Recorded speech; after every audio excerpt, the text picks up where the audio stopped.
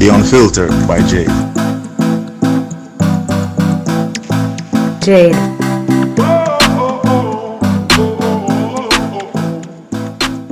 Welcome to the Unfiltered by Jade, where we get out of the box and dive into topics that are sidelined.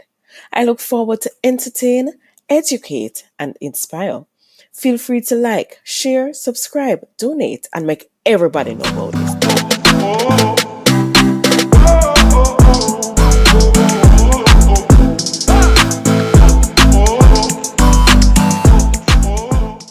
Beats by RB Records.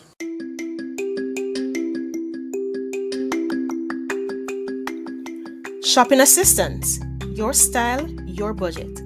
Our services include online and local shopping for individuals and businesses, personal shopping, purchasing of company and office supplies, importing and exporting small packages across Jamaica and worldwide, and helping you find unique gifts and items for all events and occasions.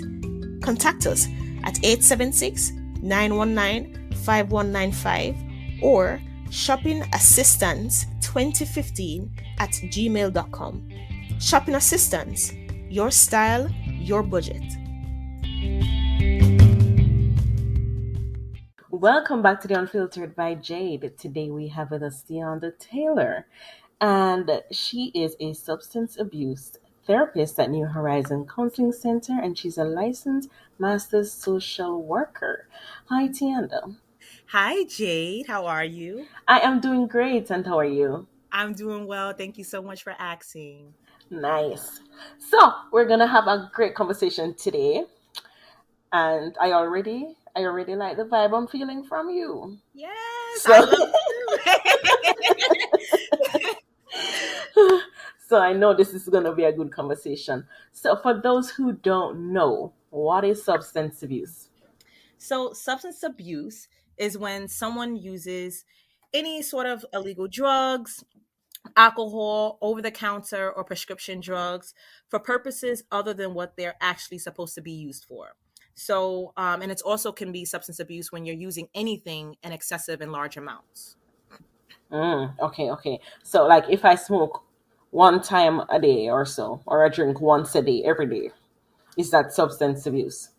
So that can definitely be like a tricky question. To me, it can be considered a gray area because I know some people, they may not feel like or seem like, once a day is a lot, but I honestly believe that it varies from person to person. And it's important to take note of how much is consumed during that one time a day.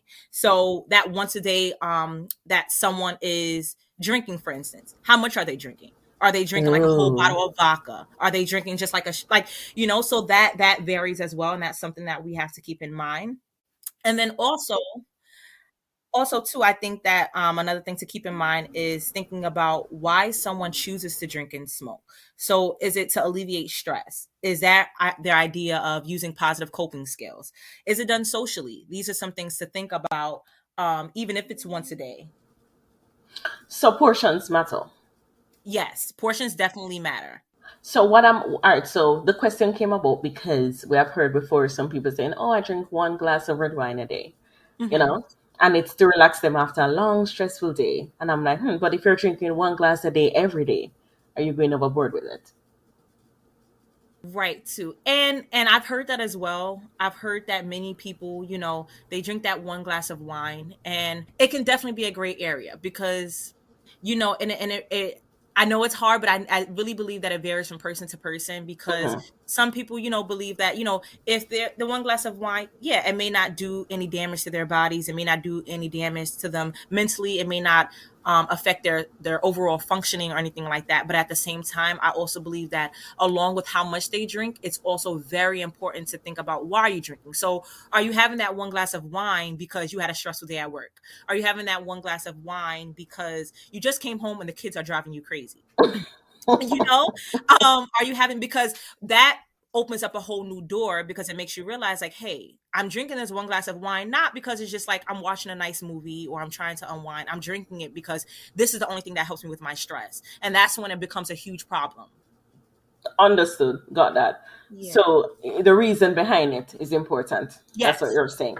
All right. Yes. Thinking about that, is there a difference between like drug abuse and substance abuse? So substance abuse, honestly, it includes drug abuse. So drug abuse is under the umbrella of substance abuse. Okay. Any form of abuse can lead to addiction and cause problems in any other areas of one's life. So I Yes. think that's important to take notice. But drug abuse is a part of substance abuse. So it's like, all in the same family. Okay. Okay. Then are all drugs addictive? So, very good Oh. question. I love the question. So, all drugs may not start out as addictive, but some can become addictive over time, especially if taken in excessive amounts or not as prescribed by your doctor. So I have an example. So I'm pretty sure you and many others have heard of Yes. Oxycontin, Mm-hmm. which is an opioid and is usually prescribed for pain management. Mm-hmm. So that's usually given to you after a procedure, surgery, things like that to help you with some sort of pain. Now, some people dislike the negative side effects, and I hear some people refuse to take it because they know how addictive it can be.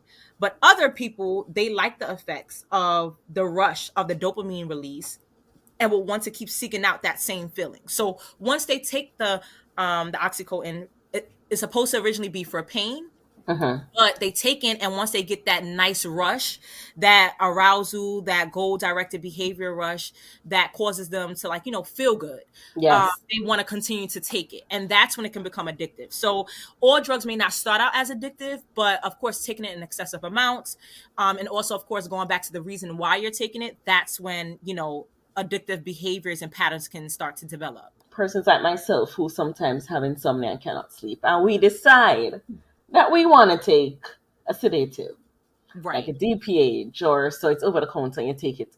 So we us taking it every night, and I'm not saying I do, but I'm just Right. saying for Right. persons who take it every night to fall asleep, is it an addiction? No, because they can say, "Well, I go to the doctor and they give me this medication to take to sleep on the night." It's the same thing. Right. So I see what you're saying, because I know a lot of people, like for instance, they take like melatonin to help them sleep and different other Listen, things.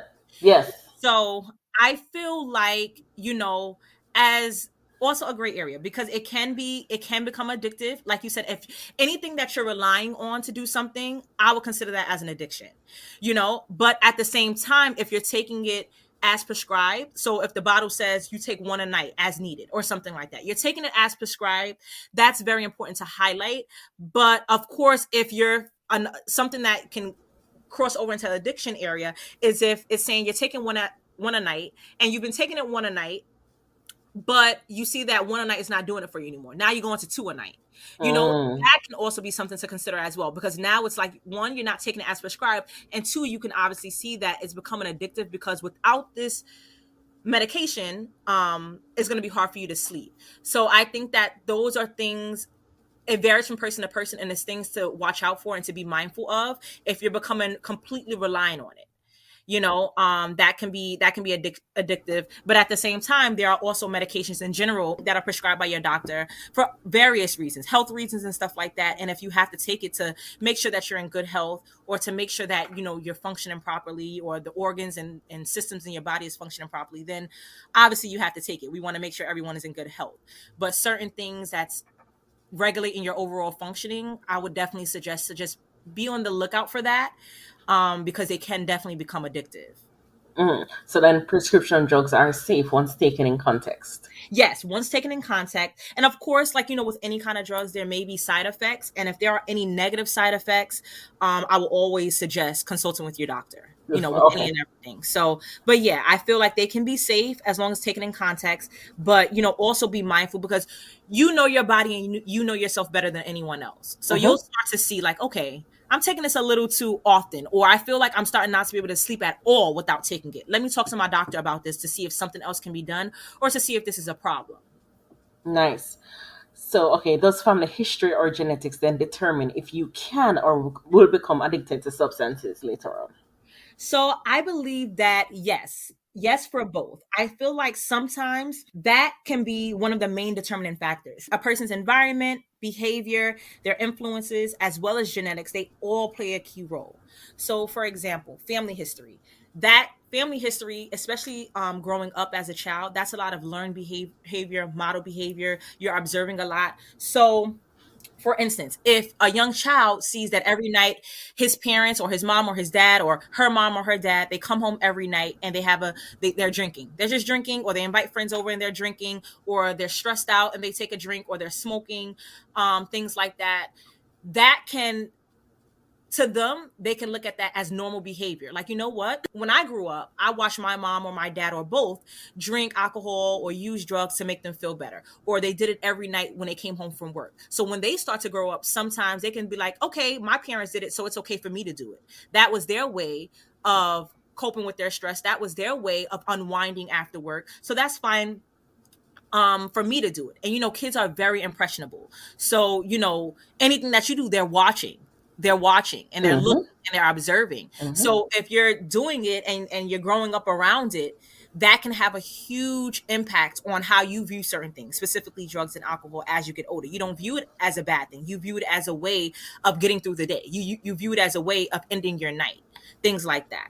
And as far as genetics go, a specific research from the National Library of Medicine is stated that it was found that the numbers and types of receptors in people's brains, how quickly their bodies metabolize drugs, and how well they respond to medications, that all plays a role in substance abuse as well. So along with family history, a history of your family using, and genetics, that I feel like they all play a role, and they're all are equally as important to each other. Nice. Is substance abuse a psychosocial issue? It most definitely is. Substance abuse is a psychosocial issue because it can cause harmful patterns of use. It can cause psychological issues. It can hinder the way someone is able to fully function, whether at school or work. It can hinder them from maintaining and stabilizing their relationships, whether with family or friends. So substance abuse, it can affect all areas of your life. It can affect your work life, your home life. It can affect the way you process things, your emotions. It can affect the way you handle certain situations. It can affect how you maintain and establish relationships. It definitely can affect all areas of your life. So I would definitely consider it a psychosocial issue for sure. We're speaking about, I'm going back to the whole family history or genetics. Yes. So we have seen people grow up in families that don't practice using substances. They don't drink, they don't smoke, they don't do anything. And then Right. yet still we have kids drinking and smoking. So I'm wondering, is it the external factors, which is friends, school, parties, that cause that? Because even though you don't grow up seeing it, you start doing it because you probably go out of the house and seeing it happen. So that impact seemed to have more, that outside influence seemed to have more impact than actually how you were actually grown in some sense. Yes, you are 100% right. And that's something that I see on a day-to-day basis at my agency, the agency that I work for, because I have a lot of adolescent clients. And some of them, I meet their parents, I learn about their family history, and I come to find out that they are not around drugs and alcohol. They didn't grow up around it. Their parents are completely against it. So it's definitely the external factors at school, the peers they hang around, neighborhoods, things that they watch on TV, things that they hear on the radio, things that's they're trying to normalize, trying to be accepted, and also a lot of peer pressure as well. Yeah. So you're 100% right about that. A lot of external factors play a huge role in that. And I've had some parents come to me like, Tyanda, like, I've never exposed my child to drugs and alcohol. Where did they get this from? And then they come to find out at school, they're being peer pressured, or Yes. they find out that their friends are using, and they want to fit in with the cool crowd. They Yes. want to be amongst Yes. the popular kids. So they're doing it to fit in. They're doing it. Sometimes they find out that, now, because they start doing it with friends, they saying that it helps them sleep. It's helping them eat, so it's leading into other things. Or when they go to a party, I can't not use when all of my friends are drinking and smoking and I'm just standing in the corner. How am I going to look? Yeah. So a lot of external factors definitely play a huge role in that. And that's a very important point to highlight. How can substance abuse be prevented? So I know this sounds super cliche, but when I think about how it can be prevented, I always say people, places, and things. Who are the people you hanging out with? Where are the places that you're going? And what are the things that you're around? Because those play a huge role into how it can be prevented and avoided. So Along with that, I would say knowing your triggers and utilizing your positive coping skills. So knowing what triggers you or what can trigger you to want to relapse or to want to drink and smoke, whether it's around being around certain friend groups, whether it's around being in high stressful situations, things like that can be huge triggers. And if you know that, what are some things that you can do to avoid that? Okay, so I know that my friends, they always go to the bar this weekend. I still want my friends to be my friends, but maybe on the weekends I don't hang out with them. I just see them at school. Things like that. Another thing that you can use is accountability partners. I'm huge on accountability partners because even when you feel like you don't have your own willpower to say no or to stop or to avoid using, your family, your friends, people that will keep you grounded and level-headed, people that know your struggle and are supportive in your recovery goals, they will help you through this journey. So accountability partner is helpful. And I would also say that connecting yourself to resources, whether it's a treatment program, a therapist, whether it's AA or NA meetings, all of those things are very important and can help with your recovery process as well. And just your journey to making sure that you maintain your sobriety. Nice. And I know you were saying in terms of even friendships, you may separate it and say, okay, I won't hang out with them on the weekends, just during the week. But the thing is, my concern for that is we may not hang out on the weekends, but in the week you can still influence me as much. Very true. Very true. So you made a great point, and that's very true. So for instance, if a teenager, they know that their friends, they party on the weekends, they all go over to one person's house and they go to the park and drink and smoke. So during the week, a realistic goal for that teenager would be, okay, on the weekends you stay away from them so that you're not influenced to drink and smoke. But if you aren't strong enough to let the friendship go right away, because you do have to meet them where they're at, you can see them in school at classes. So that's what I mean, not in a way where they can influence them to use or anything like that. And then if it gets to the point where conversations are still happening, like, hey, let's go use, hey, then that's when we circle back again to see, like, hey, maybe this friend group is not the friend group for you. So there's definitely steps, and I feel like it's very important to just meet them where they're at and see what goals can be reached, because the people, places, and things play a huge role in preventing any type of substance abuse. Huge. That's a good point also. Yeah. How can family and friends help with someone dealing with substance abuse?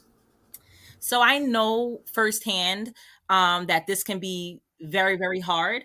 I can only imagine, especially with parents that see that their child is using, or family members that see that they had this individual, they were doing so well in life and then something happened. They took a turn for the worse. I know it can be extremely hard to do that. So some of the things that I would suggest would, one, first and foremost, become educated, because how can you help someone without getting the knowledge yourself? Yes. So becoming educated is super important. And whether that's attending workshops, conferences, connecting yourself with a family support navigator, there are so many different things and options that one can do to help with this process. The next thing I would suggest, and this is not in any particular order, these are just some things that I have in mind. Sure.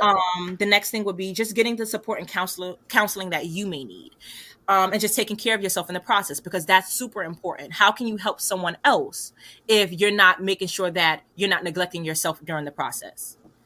So I feel like making sure that you're getting the support that you need during this journey, because there may be some good days where you feel like your help is helping your loved one, but then the times when your loved one isn't receptive to your feedback or receptive to your support, that may take an emotional toll on you, and you have to make sure that you're being supported as well. Because you might end up drinking because you're so stressed. Exactly. Exactly. Yep. You are. Yep. Exactly. Then afterwards, both of you need help. Right. That's what we're trying to avoid. Exactly. Oh my goodness. Listen, it's so important.